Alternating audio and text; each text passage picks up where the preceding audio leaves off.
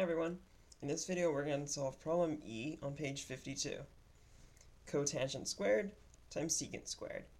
So again, we're trying to simplify this expression as much as possible, which means we probably don't want to have a fraction, and we want to have as few terms as possible.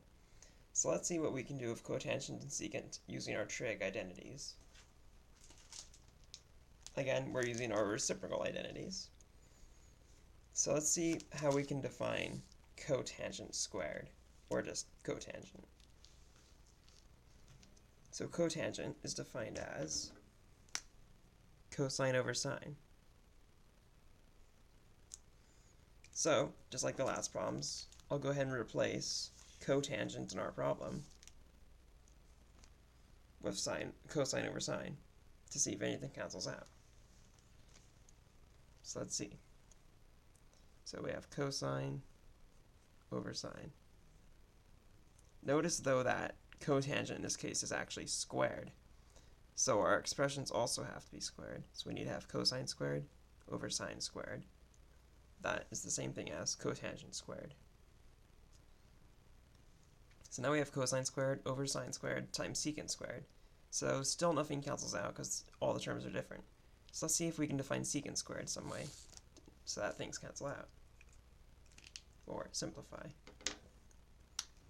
So secant is defined as 1 over cosine. So let's go ahead and rewrite secant in our problem as 1 over cosine.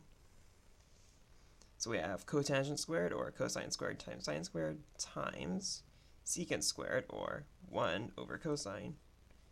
But just like with cotangent, since secant is squared, our 1 over cosine also has to be squared. So we have 1 over cosine squared.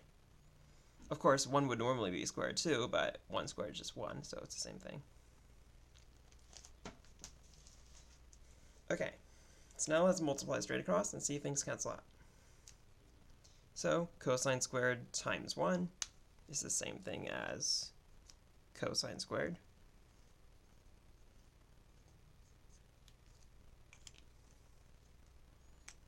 Divided by,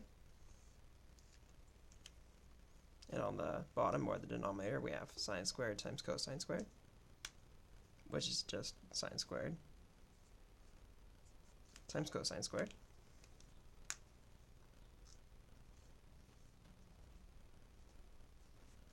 Okay, so on our numerator, or our top of our fraction, we have cosine squared, and on the bottom of our fraction, or the denominator, we have sine squared times cosine squared. Now, does anything cancel out? Well, we have cosine squared on the numerator and in the denominator, so we have cosine squared divided by cosine squared, which is just 1. So cosine squared cancels out and gives us 1 on the top. So we're left with 1 over sine squared.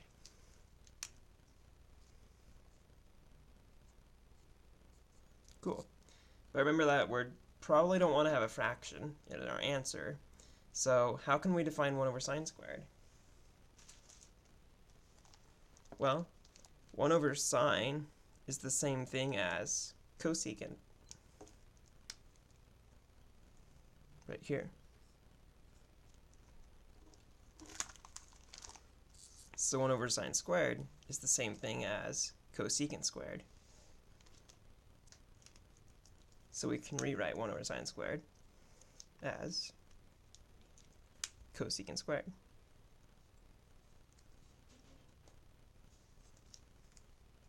And that is our answer. Simplify it as much as possible. Cool. So that's problem E on page 52. In the next problem, I'll go over problem F. Until then, see ya.